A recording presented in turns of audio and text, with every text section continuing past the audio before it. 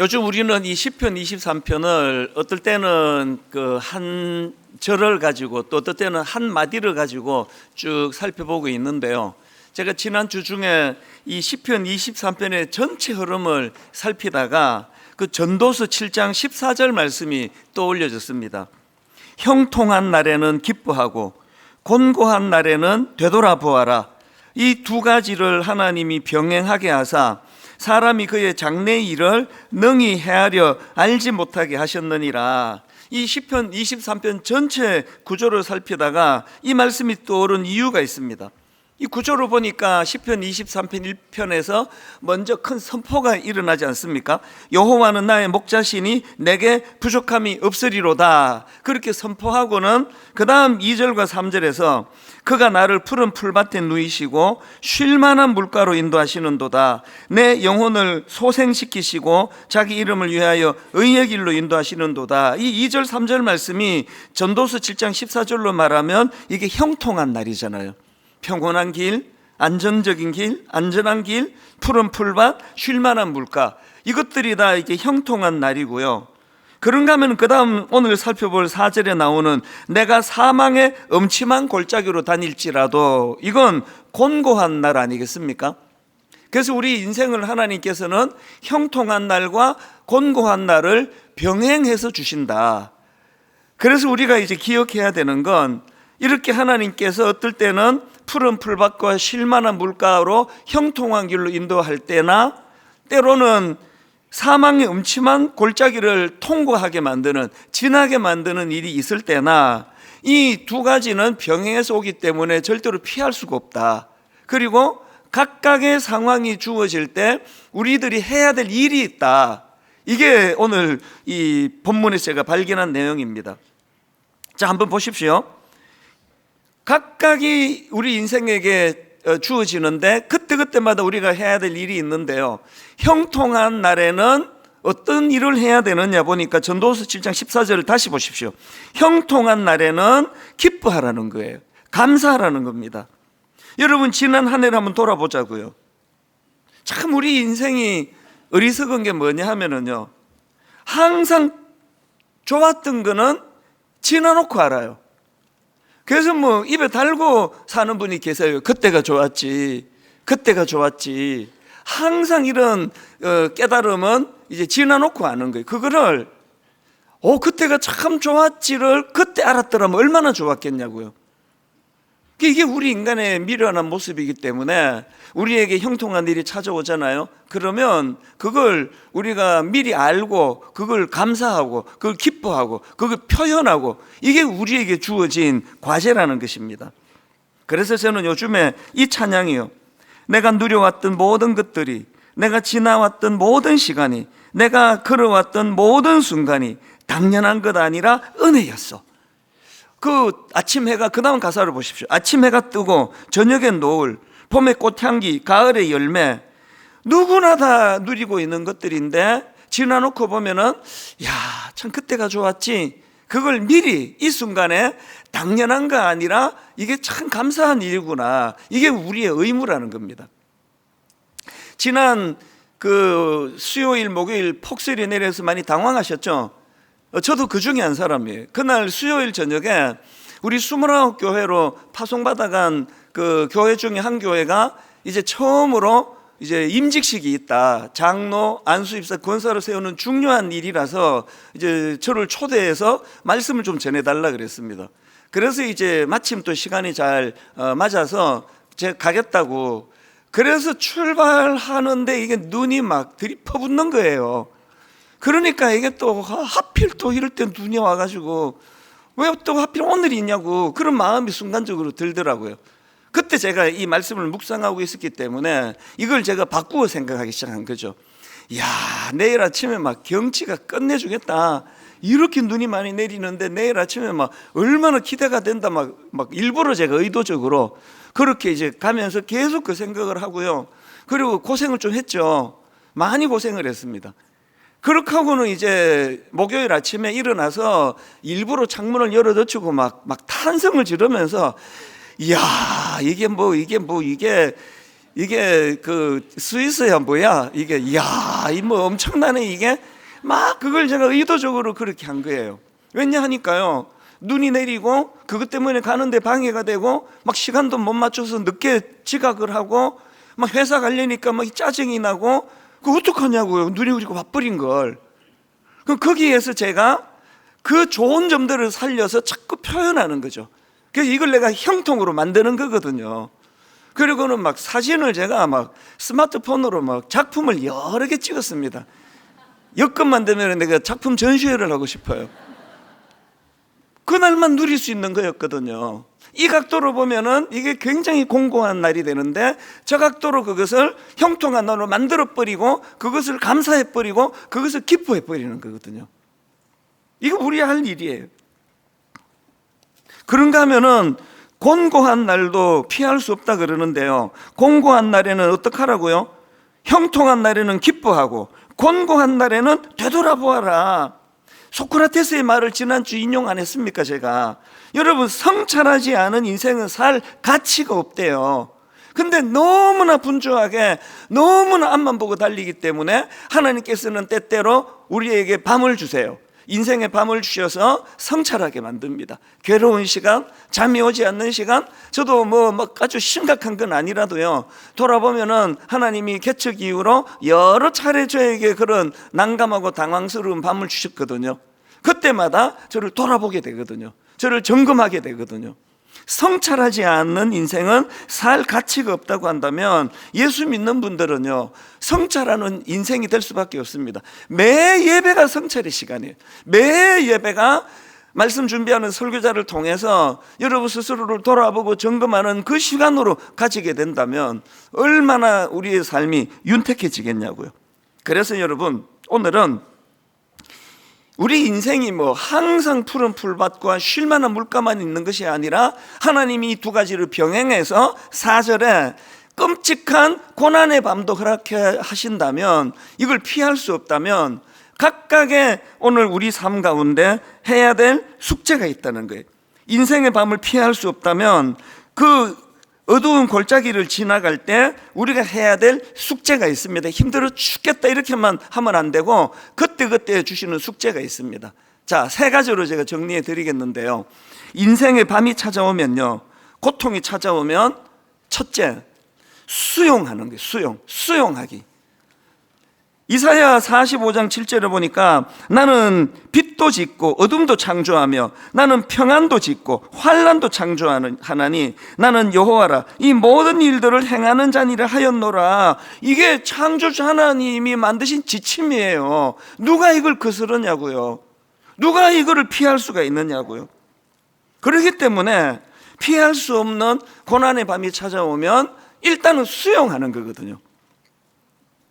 대부분의 분들이 고통이 좀 찾아오고 아픈 일이 찾아오고 실패를 경험하면 거의 대부분이 이 반응이 나오고, 본능적으로 Why me? 하필 왜 내가 이런 걸 겪어야 돼? 왜 나야? Why me? 이게 자꾸 자기를 더 괴롭혀요. 그 마음에 분노가 생기거나 아니면은 좌절감으로 그것이 흘러가거나, Why me? 내가 왜 이런 일이 일어나? 그래서 여러분, 우리 인생에 고난이 찾아올 때, 고난의 밤이 올 때 해야 될 숙제가 있는데요, 그거를 지난번 로이드 존슨 목사님 말씀 기억나시죠? Why me? 왜 내게 이런 기분 나쁜 일이 일어났어? 왜 내게 이런 실패가 왔어? 이거는요, 본능이 하는 외침이에요. 그럴 때 로이드 존슨 목사님의 지침을 따라가지고 그 자아를 내가 다스리는 거거든요. Why me not? 나는 왜 안 되는데? 온 세상 사람들이 다 어려움 겪고 아픔을 겪고 사고 만나고 뉴스를 보면은 뭐 하루에도 수없이 많은 절망적인 일이 벌어지는데 Why me not? 왜 나는 안 돼? 이게 본능은 절대 할 수 없습니다. 그러니까 의지적으로 선포를 하는 거죠. 제가 지난번 제 아내 말씀을 한번 드렸잖아요. 그때가 미국 집회 중이에요. 집회 가기 바로 지금 직전 준비하고 있는데 한국에서 전화가 왔어요. 제 아내한테. 여보, 암이래요. 뭐 어떡하냐고요. 암이 찾아온 그거거든요. 그랬을 때 제가 딱 머릿속으로 하나님 주신 참 고마운 마음이에요. 내 차례도 오네? 놀라지도 않았어요. 왜?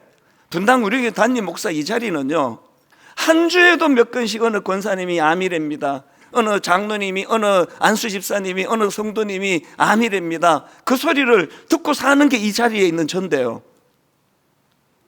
Why me not? 왜 나만 다 피해야 돼? 그런 마음으로 제가 이것을 받아들이게 하신 건 전적으로 하나님 은혜예요. 그래서 집회 들어가기 전에 하나도 당황이 안 됐고요. 가서 막 또 여전히 웃기고 막 그렇게 예배를 잘 인도하고, 물론 예배 끝나자마자 이제 다시 전화를 해서 좀 여러 가지 걱정되는 마음들을 나누긴 했지만, 그렇다고 해서 그 부흥회에 3일간 하나도 지장을 받지 않았습니다. 그거는 너무 당황스럽게 받지 않았기 때문이에요. 내게도 차례가 오네? 뭐 이 정도로 덤덤하게 봤는데 뭐가 그렇게 막 집회도 못할 정도로. 그래서 사실은요, 그 교회에 저를 이제 초대했고 그 계속 이제 저를 그 가이드했던 목사님들 아무도 몰랐어요, 이런 일이 있었다는 걸. 나중에 그 얘기를 하니까 그때 놀라더라고요. 자기들이 내가 놀랄 걸 이제 그때 다 놀라주더라고요. 어떡하냐고요. 내 본능은 막 온 세상 사람들이 다 그런 끔찍한 일을 겪어도 나만은 피하기를 원하는 게 내 본능이지만 어떡합니까? 와버렸는데. 그럼 우리가 그것을 수용하는 거죠. 여러분, 그 정신과 의사면서 유명한 상담가가 있습니다. 스캇 팩이라는 분이 있는데, 이분이 쓴 책 아직도 가야 할 길, 이건 제가 뭐 수많은 사람들에게 꼭 읽어보라고 권하는 책이에요. 이 아직도 가야 할 길, 이 책에서 강조하는 건요, 고난이 올 때 그것을 회피하지 아니하고 직면하는 게 중요하다는 거거든요. 직면이란 게 뭐냐면은 어떤 고통스러운 문제가 내게 찾아왔을 때 그것을 회피하지 않고 정면으로 마주하는 거예요. 피하지 않는 거예요. 이게 굉장히 중요한 포인트라고 그렇게 이야기를 하는데, 여러분이 직면하는 태도야말로 하나님이 우리에게 가르쳐주시는 메시지 아닙니까? 내 차례도 오네? 그리고는 이 상황에서 내비게이션, 여러 번 말씀드렸잖아요. 내비게이션은 인생이 아니라 이제 내가 목적지까지 좌회전을 해야 지름길인데, 어떻게 하다가 요새 자꾸 실수를 해요. 뭐 우회전을 해버려요. 그러면은 이 옆에 계시는 여성분들은 뭐를 운전을 이렇게 하느냐고, 도대체 당신은 뭐 이 길을 처음 가느냐고 막 다다다다다다다 이렇게 나오는 경우가 많은데요, 내비게이션 아줌마는 절대로 그런 말 하는 적 없어요. 이 사람이 아니라 이 내비게이션 아줌마의 관심은 딱 하나예요. 이미 좌회전 해야 되는데 우회전 해버렸으면 어떡하냐고. 거기에서 가장 빠른 길이 뭐냐를 막 찾아내는 거잖아요. 바로 거기서 가장 지름길을 가르쳐 주는 게 이게 성경이 말하는 원리예요. 어떡하냐고요. 암이 찾아왔는데 어떡하냐고요. 사업이 잘 안 돼버렸는데 어떡하냐고요. 사람을 잘못 만나서 내가 쓰라린 배신을 당했는데, 하나님 앞에서 우리가 그것을 직면하는 거예요. 이 현실이다, 이 피할 수 없다, 수용하는 거거든요. 야고보서 1장 2절을 보십시오. 내 형제들아, 너희가 여러 가지 시험을 당하거든 온전히 기쁘게 여기라. 여러분, 이건 선언이지 내 본능은 절대 이렇게 말을 못해요. 아니 막 시험이 한꺼번에 몰려오는데 어떻게 그걸 기쁘게 여기냐고요. 그런데 로이드 존스 목사님이 말하는 이 성경의 원리는 그것을 선언하는 거예요. 기쁘게 여겨버리는 거예요. 그러니까 그 결과가 어떻게 나타나느냐, 그렇게 온전히 기쁘게 여기니까 3절부터 한번 보십시오. 이는, 이 의미 아시죠? 이 접속사예요. 그렇게 온전히 기쁘게 여겨버리면, 그러면 너희 믿음의 시련이 인내를 만들어내는 줄 너희가 알미라. 인내를 온전히 이루라. 이는 너희로 온전하고 구비하여 조금도 부족함이 없게 하려 함이라. 여러분, 고난이 찾아올 때 숙제가 있습니다. 직면하는 거예요. 그리고 수용하는 겁니다. 그래서 선언하는 거예요. 이거 별거 아니라고. 이거 잘 내가 다스리면 내 인생에 더 유익해질 수도 있다고. 그 이후로 제 아내와 저는 서로가 굉장히 더 이 시간들을 소중히 여기거든요.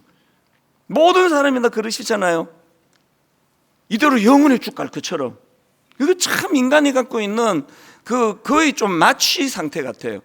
그 부부간에 뭐 어떻게든 간에 그렇게 잘 지내려고 애쓰지도 않고 왜? 뭐 이대로 영원히 쭉 갈 거니까. 그 제 아내의 그 일을 통해서 아니라는 걸 알게 됐기 때문에 매 순간순간이 저는 너무 소중해요. 수용하는 겁니다. 두 번째로요, 우리 삶이 이 어둠의 골짜기, 어둠의 밤을 지날 때 해야 될 숙제가 하나 더 있는데요, 주님을 의지하는 기회로 이것을 활용하는 겁니다. 주님을 의지하는 기회로 삼기. 그게 4절 뒷부분입니다. 내가 사망의 음침한 골짜기로 다닐지라도 해를 두려워하지 않을 것은 주께서 나와 함께 하심이라. 여러분 다 아시지만요, 사람이 이렇게 어둠이 찾아오고 사망의 음침한 골짜기를 지난다고요, 다 자동적으로 주님이 함께 하시는 걸 느끼는 게 아니에요. 그건 노력을 좀 해야 됩니다. 고난이 다 그게 변장하고 찾아온 축복이 되던가요? 고난은 고난일 뿐이에요. 그런데 이 고난이 내가 해결할 수 있는 차원을 넘어선다 할 때는, 그때는 주님을 의지하는 거예요. 그래서 팀 켈러 목사님이 쓴 고통의 답하다, 그 책에 이런 내용이 나옵니다. 고난은 우리를 하나님 없이 살아가던 교만과 허황된 상태에서 벗어나게 하며, 고난은 우리를 하나님 없이 살아가던 교만과 허황된 상태에서 벗어나게 하며 하나님과 더 깊은 관계로 나아가게 한다. 그리고 독일 철학자 막스 셀러의 말을 인용을 하는데 들어보세요. 순교자들이 놀라운 힘을 낼 수 있었던 이유는 내생에 대한 소망, 죽으면 천국까지, 이 내생에 대한 소망이 점점 커져서가 아니라 극심한 고통을 겪는 내내 하나님의 은혜를 누리는 행복을 경험했기 때문이다. 이해가 되세요? 너무 중요한 이야기예요. 순교자들이 놀라운 힘을 낼 수 있었던 이유는 내생에 대한 소망이 점점 커져서가 아니라 극심한 고통을 겪는 내내 하나님의 은혜를 누리는 행복을 경험했기 때문이다. 지금 저희 교회에서요, 극심한 고난 가운데 이런 삶을 살아내는 분이 수십 명이에요. 수십 명. 아니 어떻게 이렇게 반응할 수가 있지? 그건요, 뭐 죽으면 천국 가는데 뭐 이게 아니에요. 그 극심한 고난 가운데 당신은 의지하는 자들에게 주시는 하나님의 터치가 있어요. 그걸 경험하니까 견뎌내는 거죠. 요셉이 그 어린애가 뭐 인신매매 당하고 막 그 성추행 미수범으로 그렇게 억울한 누명을 당할 때 그걸 어떻게 극복했겠냐고요. 그건요, 어린애가 참아내서가 아니에요. 하나님의 함께 하심을 그가 경험하기 때문에. 이런 의미에서 저는 요셉을 묵상하면은 자꾸 사람들이 요셉이 꿈의 사람이라고 그렇게 얘기하는데요, 동의가 안 돼요.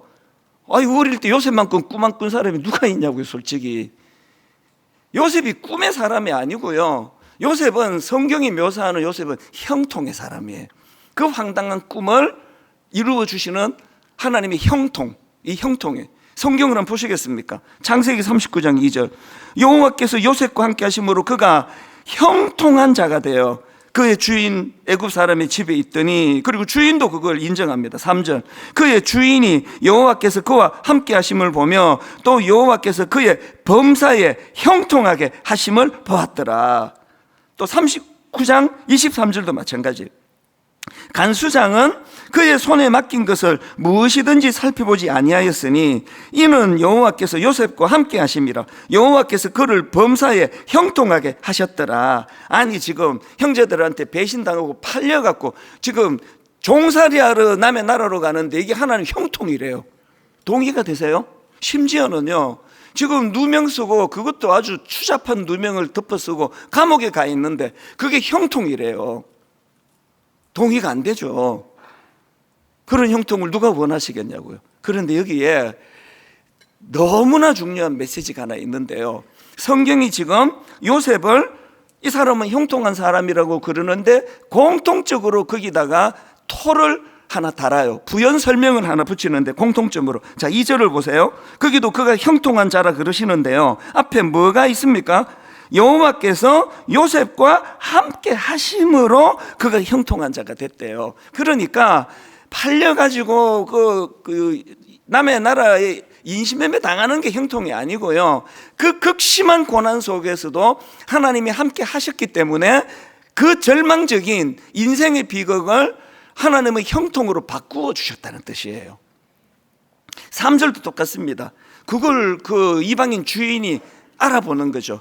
그의 주인이 여호와께서 그와 함께 하심을 보며 또 여호와께서 그의 범사에 형통하게 하심을 보았더라. 회사 갔는데요, 와, 저 사람 예수 잘 믿어가지고 실력이 탁월해. 이 사람은 예수 잘 믿어서 막 그냥 완전 미인이야. 이런 일은 없습니다. 얼굴 안 바뀌어요. 성깔도 안 바뀌고요. 그러나 여러분, 안 믿는 회사 사람들이 여러분에게 이런 말을 할 수 있게 할 수는 없습니까? 저 사람은 형통해. 성깔도 있고 내가 보기 실력도 없어. 근데 형통해. 어떻게 저렇게 좋은 사람이 저 사람에게 붙여지고, 야, 저 신기해. 이게 요셉이에요.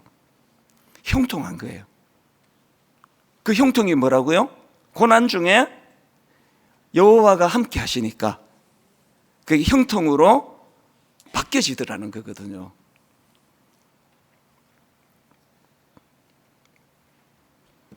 그 어린 요셉이지만요, 그 어린 나이지만 그에게 고난이 왔을 때, 인생의 밤이 찾아왔을 때 요셉은 그 절망적인, 이제는 너무나 자기를 아껴주시던 부모님도 계시지 않고 형제들은 더 이상 생각도 하고 싶지 않고 그런 절망적인 상황에서 이제 그가 취했던 것은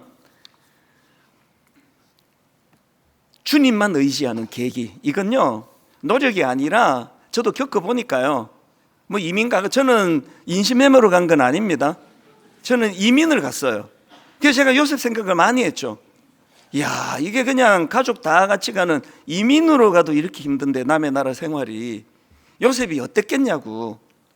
앞도 캄캄하고 옆도 캄캄하고 뒤도 캄캄하니까 그 전에 뭐 목사 아들이고 뭐고 믿음이 하나도 없었는데요, 교회에서 그냥 설치고 다니기만 했지. 그때 위가 보이는 거죠. 그래서 그때 제가 하나님을 만난 거 아닙니까? 여러분, 인생의 밤을 하나님의 인도하심을 경험하는 재료로 삼으셔야 돼요.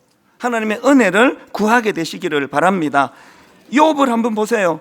그가 극심한 고난을 거친 다음에 했던 고난 고백 다 아시죠? 욥기 42장 5절이요. 내가 죽게 대하여 귀로 듣기만 하였사오나 이제는 눈으로 주를 배웠나이다. 여러분, 우리 욥처럼 이런 극심한 고통은 아니라 할지라도 누구나가 다 고난의 밤이 있잖아요. 누구나 다 낙심이 오잖아요. 누구나 다 자기 자신이 너무나 우울해가지고 약을 먹어야 되는 일이 있잖아요. 기왕에 그런 일을 거칠 때 이게 피할 수 없는 일이라면 이 일을 하나님을 여러분 인생에 개입시키는 재료를 한번 써보시라고요. 그래서 그 고난이 다 끝나고 내가 전에는 교회만 다니기만 했지 내 목사 아들이라도 내가 죽게 대하여 귀로 듣기만 하였사오나 고난을 통해 이제는 내가 눈으로 주를 배웠나이다.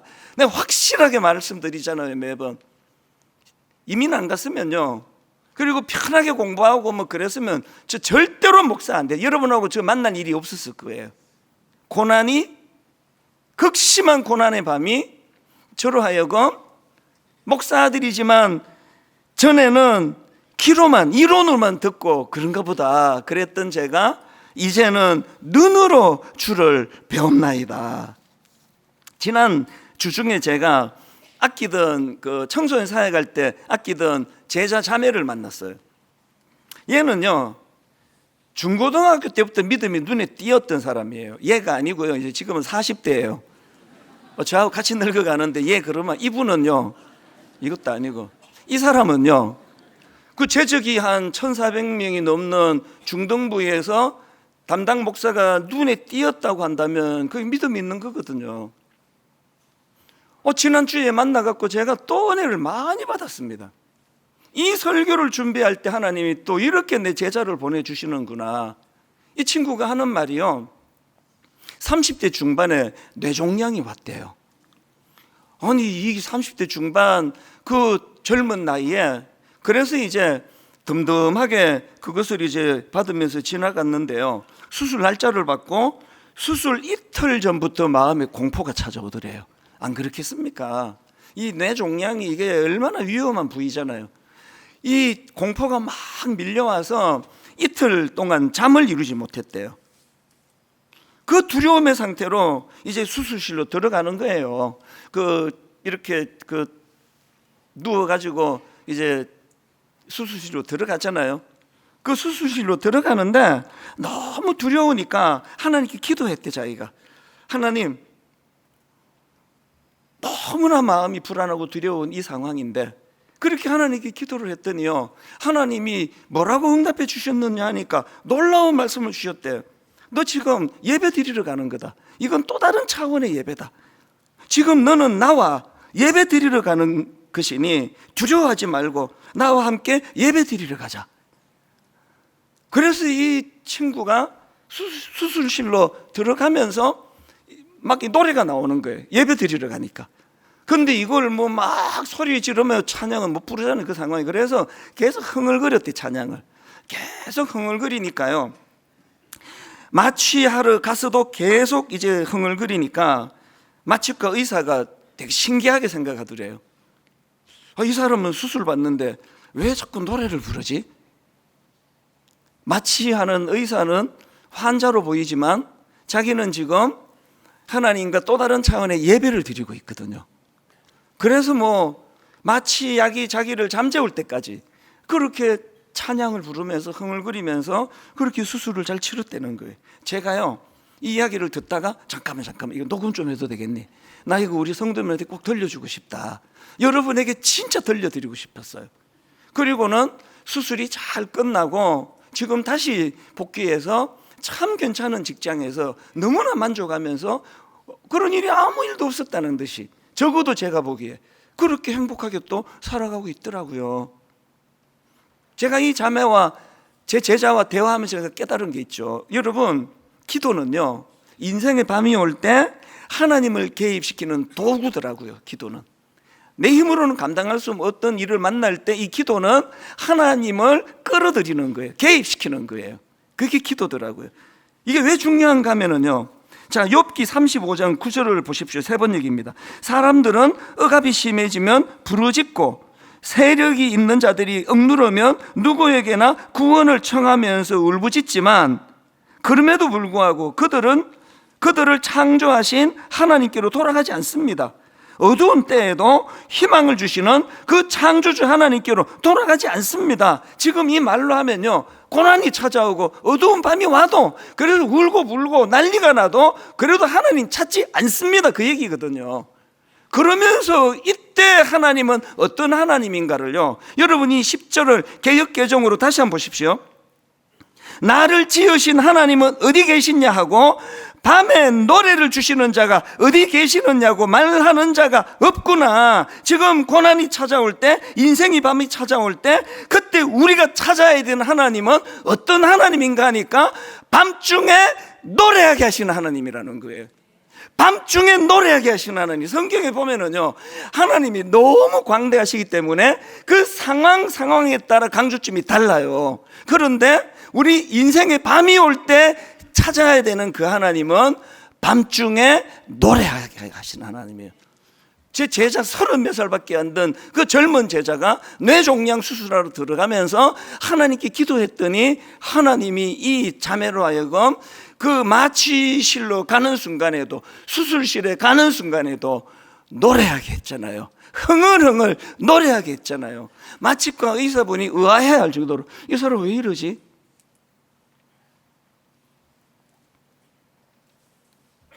그래서 여러분, 계속 강조하는데요, 아무리 했어도 푸른 풀밭과 쉴만한 물가로 인생이 그렇게 그 길로만 가는 경우는 없습니다. 창조주가 그렇게 만들지 않았습니다. 그래서 4절에 사망의 음침한 골짜기를 통과해야 될 때가 와요. 지나갈 때, 그때는 하나님을 개입시키는 거거든요. 그때 그 하나님은 그런 절망적인 상황에서도 밤중에 노래하게 계신 하나님이에요. 그래서 여러분, 이 찬양 어려운 일 당할 때 나의 믿음 적으나 의지하는 내 주를 더욱 의지합니다. 세월 지나갈수록 의지할 것뿐일세. 무슨 일을 당해도 예수 의지합니다. 대부분의 사람들은요, 세월 지나갈수록 두려움이 많아져요. 대부분의 사람들은요, 세월 지나갈수록 위축되는 것밖에 없습니다. 저도 그걸 많이 느껴요. 50대 때 느껴보지 못했던 위축감을 요즘에 자주 제가 느껴요. 겉으로는 이렇게 활동적으로 달라진 게 하나도 없지만 세월 지나갈수록 위축감이 찾아와요. 미래가 두려워질 때가 불쑥불쑥 찾아와요. 그런데 여러분, 그럴 때 우리가 밤중에 노래하시는 그 하나님을 의지하면요, 세월 지나갈수록 점점 더 그분을 의지하게 돼요. 무슨 일을 당하든지 예수 그리스도 그분을 의지하게 됩니다. 오늘 이 믿음이 여러분 삶 속에 작동이 되는 은혜가 있기를 바랍니다. 마지막 세 번째로요, 우리 삶이 이런 어둠의 골짜기를 지날 때 숙제가 하나 더 있습니다. 해야 될.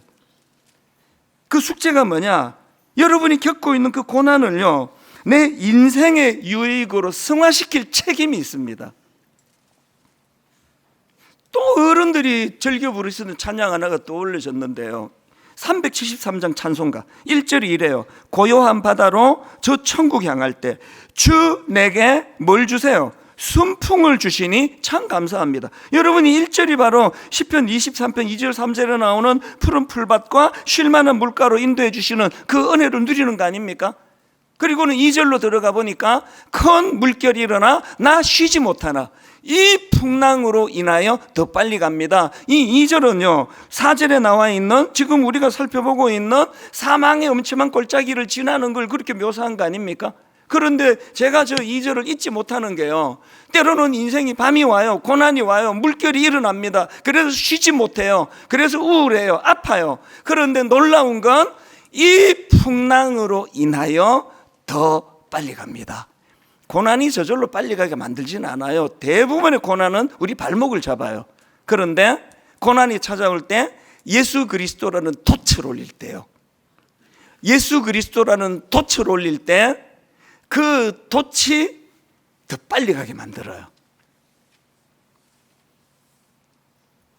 퀴즈를 하나 내고 말씀을 정리하려고 하는데요, 여러분 이 시편 23편을 쓴 다윗의 삶에 있어서 가장 은인이 누구라고 생각하십니까? 딱 나올 텐데요, 요나단이라고 말할 줄 알았죠. 우정의 대명사, 왕위까지도 양보했던 인물, 그 고마운 분이긴 한데요, 고마운 친구긴 한데, 그런데 여러분 그 고마운 요나단보다 다윗에게 더 은인이 있어요. 그 사람이 바로 골리앗입니다. 골리앗. 여러분 생각해 보세요. 그 시골뜨기 목동, 아버지도 인정을 안 해주시던 그런 어리버리한 건 아니지만 어쨌든 아버지에게도 인정을 못 받던 그 막내, 그 시골의 양치기, 무슨 수로 이 사람이 그 골리앗이 아니었으면 어떻게 위대한 왕이 될 수 있었겠냐고요. 그렇지 않습니까? 그 괴물 골리앗이 있었기 때문에 다윗이 왕이 될 수 있었던, 그 골리앗을 딛고 왕이 될 수 있었던 거거든요. 고난은요, 극복하지 못하면 내 인생이 흉기예요. 제가 그냥 20대 초반에 미국에서 그냥 자살하고 끝내고 그 충동도 많이 느꼈거든요. 여기 20대 30대 제가 진짜 말합니다. 당부 인생이요 20대만 있는 게 아니더라고요. 제가 너무 절망적이었던 건 이게 끝날 것 같지가 않으니까 하루아침에 생활이 어떻게 바뀌느냐고요. 또 한 명 더 있는 거 아세요? 이제 눈치채셨겠죠? 다윗에게 은인이 하나 더 있는데 사울 왕이에요. 집요하게 괴롭혔던 사울 왕입니다. 진 에드워드가 쓴 세왕 이야기라는 책에서 제가 놀라운 걸 하나 찾았는데요. 하나님께서는요, 다윗 바깥에 있는, 다윗 주변에 있는 악한 사울 왕을 사용하셔서 다윗 내면에 있는 사울을 죽이셨대요. 이해가 되세요? 다윗 주변에 있는 악한 사울 왕을 들어쓰셔서 다윗 내면에 있는 사울 왕과 같은 악한 본능을 주님은 제거해 주셨대요. 그래서 다윗이 사울 왕을 만났기 때문에 극심한 연단의 과정을 통해 그가 위대한 성군이 될 수 있지. 지금까지도 다윗은 독보적인 위대한 왕으로 그렇게 기록이 되어 있거든요. 왜? 그 악한 사울 왕이 다윗을 집요하게 괴롭히면서 다윗 내면의 사울을 죽이는 일을 했대요. 다시 말씀드립니다. 극복하지 못하면 사울은 다윗에게 흉기고요, 극복하면 다윗에게 고마운 디딤돌이 되는 거예요. 어떡합니까? 고난이 찾아오는 걸. 그리고 어떡합니까? 주변에 항상 악한 사람을 붙여주시는 걸. 어떡하겠냐고요. 그럴 때 어떻게 하면 된다고요? 내게 주는 숙제가 나 괴롭히는 이 사람으로 인해서라도 나는 성숙을 향한 재료가 되기를 원한다. 그래서 이제 오는 주일이 다락방, 이번에 다락방 종강인데요, 선물 하나 딱 준비하세요. 그리고 다락방 가서 집요하게 여러분을 괴롭혔던 분에게 전해주세요. 너무 수고했다고, 당신 때문에 내가 많이 성숙해졌다고. 보는 데서 주면은 안 되고요, 아무도 안 볼 때 살짝 전해주세요. 결론은 이렇게 맺습니다. 나이테가, 그 나무의 나이를 나타내는 둥근 태가 있잖아요. 그래서 이 나무를 이렇게 툭 쳐내면 그 나이테를 갖고 이 나무의 깊이를 판단하잖아요. 이게 상당히 양질의 나무다, 그리고 또 오래된 나무다, 그거를 나이테로 구분하는데, 제가 이번에 이 설교를 준비하다가 놀라운 걸 하나 알았습니다. 나이테가 여러분 이 겨울을 지나면서 생긴다는 걸 제가 알게 됐어요. 나무에게 있어서 겨울은요, 모든 성장을 멈추게 하는 기간이에요. 그리고 나무에게 있어서 겨울은 수치심이에요. 그렇게 가을에 화려하게 자랑하고 뽐내던 그 단풍들 다 벗어내고 뻘거벗은 나무, 그 나무, 그거 하나로 겨울을 그냥 버텨내는 거거든요. 그 버텨내는 동안에 나이테가 만들어진대요. 어려운 고난의 시기가 성숙과 내면의 깊이를 만들어내는 것을 이 설교 준비하면서 제가 새롭게 깨닫게 된 겁니다. 결론을 왜 이렇게 자꾸 결론 맺는다 하면서 안 끝내지? 근데 진짜 결론입니다. 이 설교 준비하면서 좀 많이 두려웠어요. 왜냐하면 너무나 다양한 분들이 모여 계시기 때문에 이 정도로는 위로가 되지 않는 극심한 고난을 겪는 분이 계시거든요. 이런 정도로 뭐 위로가 될 것 같지가 않은, 그래서 설교가 많이 제가 두려웠어요. 그래서 기도하는 거죠. 성령님, 이 우둔한 제 입술에만 맡겨두지 마시고 우리 이 찬양을 같이 부를 때 성령님이 개입해 주셔서 성령님이 터치해 주시기를 원합니다. 요즘에 제가 이 찬양이요, 가사가 굉장히 단순합니다. 지금까지 에베네셀, 여기 임마누엘, 앞으로 여호와 이레, 나의 길 함께 하시네. 에베네셀은요, 하나님께서 여기까지 우리를 도와주셨다, 그런 뜻이고요. 임마누엘은 하나님이 우리와 함께 계시다, 그런 뜻이고요. 그리고 여호와 이레는 하나님께서 예비해 두신다, 공급해 두신다는 뜻이에요. 과거를 돌아보니 지금까지 에베네셀, 여기까지 인도해 주셨다. 오늘 내 삶 속에서는 하나님이 우리와 함께 계신다, 임마누엘. 그리고 참 너무너무 불안한 우리의 미래인데 여호와 이레, 하나님이 우리 앞서 행하여 일하고 계신다. 오늘 많은 위로가 필요한 분들에게 이 찬양이 성령님 주시는 메시지가 되기 원합니다. 우리 같이 이 찬양 불러보시겠습니다. 지금까지 에베네셀, 여기 임마누엘, 앞으로 여호와 이레,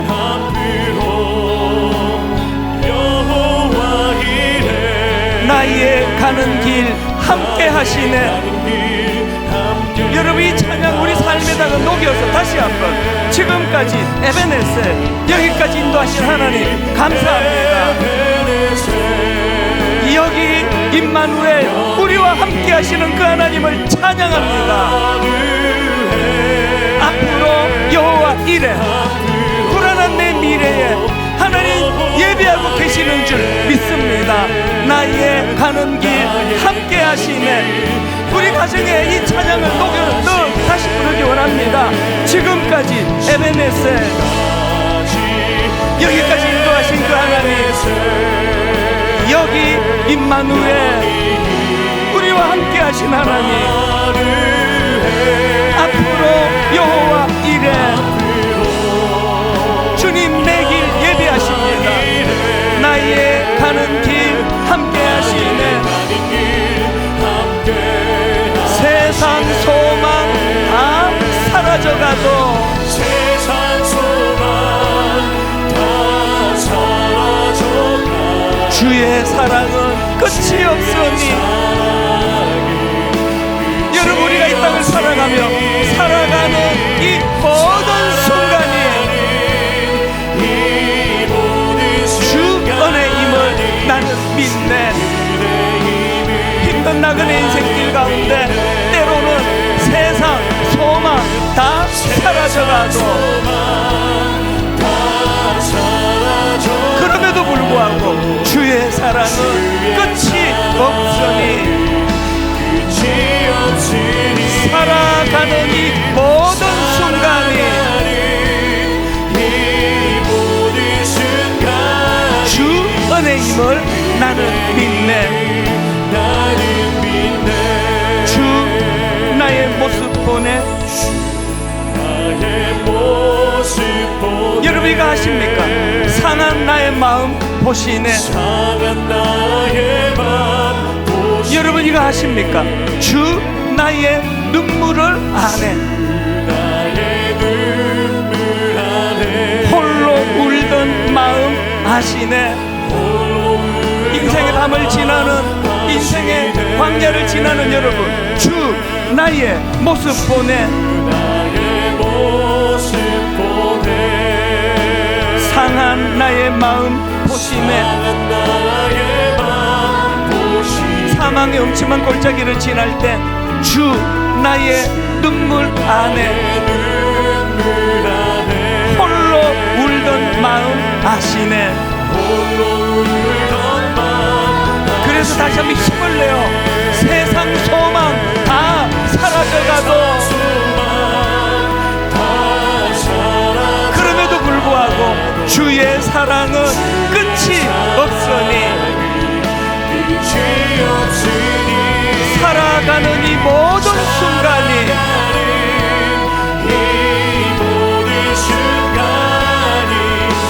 주 은혜임을 나는 믿네. 주 사랑 내게 있네. 아무리 극심한 인생의 밤을 만나도 그 사랑이 날 채우네. 아무리 어려운 시기 속이라도 주 은혜 내게 있네. 그 은혜로 날 세우네. 이 힘을 얻어 고백합니다. 세상 소망 다 사라져가도,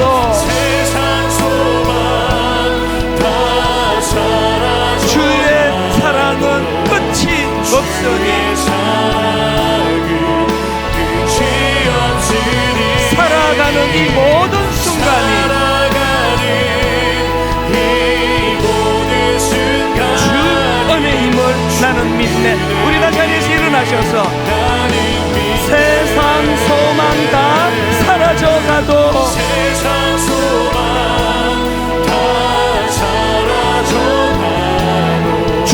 사랑은 끝이 없으니 살아가는 이 모든 순간에 주 은혜임을 나는 믿네. 우리 마지막으로 전심을 다하여 은혜를 구하며 세상 소망 다 사라져가고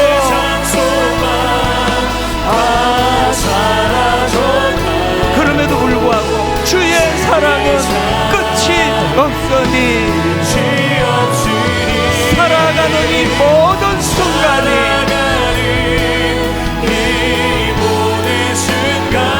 주 은혜임을 나는 믿네. 먼저 나 자신을 위한 기도로 시작해서 우리 가정으로 흘러가야 됩니다. 하나님, 우리 가정에 때로는 사망의 엄청난 골짜기를 지나는 것 같은 아픔이 있습니다.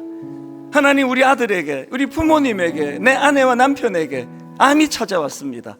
이런저런 아픔이 있습니다. 그럴 때 우리에게 숙제가 있다는 거 알려주시니 감사합니다. 하나님, 이 모든 것들이 합력하여 아버지 앞에 선을 이루어내시는 하나님을 내 인생에 개입시키기 원합니다. 각자에게 주신 기도 제목을 가지고 하나님, 이 어두운 밤을 잘 견뎌내게 하여 주시옵소서. 한 목소리로 통성으로 같이 기도하시겠습니다. 하나님 아버지, 오늘 이 예배 가운데 개입하신 하나님, 그 하나님 우리 모든 성도님들의 형편과 사정을 아시는 줄 믿습니다. 우리 모든 성도님들에게 하나님 아버지 은혜가 임하기를 원합니다. 또 하나님, 인생의 밤이 올 때 우리들에게 숙제가 있습니다. 하나님, 풍성한 날에는 그것을 기뻐하고 감사하고 아버지 공고한 날에는 성찰하라고 말씀해 주셨는데 하나님, 우리 자신을 돌아보기 원합니다. 나를 아버지 점검하며 회개의 자리로 나아가기를 원합니다. 하나님, 인생의 밤이 찾아올 때 무엇보다 하나님 그것을 사용하고 승복하기를 원합니다. 그리고 그의 하나님을 개입시키는 기도가 일어나기를 원합니다. 그리고 하나님 아버지, 어떻게 해서든 이 아픔이 고난이 우리 삶의 선한 길로 연결이 되도록 주님 인도하여 주시옵소서. 하나님, 그 은혜가 우리 성도님들에게 필요하오니 그 은혜를 허락하여 주시옵소서. 하나님 아버지 앞에 올려드리기를 원하오니 주님 그렇게 인도하여 주시옵소서. 하나님 아버지, 벌써 12월입니다. 지난 한 해 많이 아팠고 당황스러웠고 눈물 나는 일이 순간순간 있었다는 걸 돌아보며 이것이 하나님 바로 오늘 시편 23편 4절이라는 걸 알게 됐습니다. 때로는 우리가 사망의 음침한 골짜기를 통과해야 될 때가 있다고 한다면 홀로 걸어가는 그런 가슴 아픈 눈물 나는 골짜기가 아니라 주께서 나와 함께 하심이라. 아버지 하나님을 내 인생에 함께 동행하는 분이심을 기억하고 무엇보다도 그 음침한 골짜기를 지날 때에 하나님은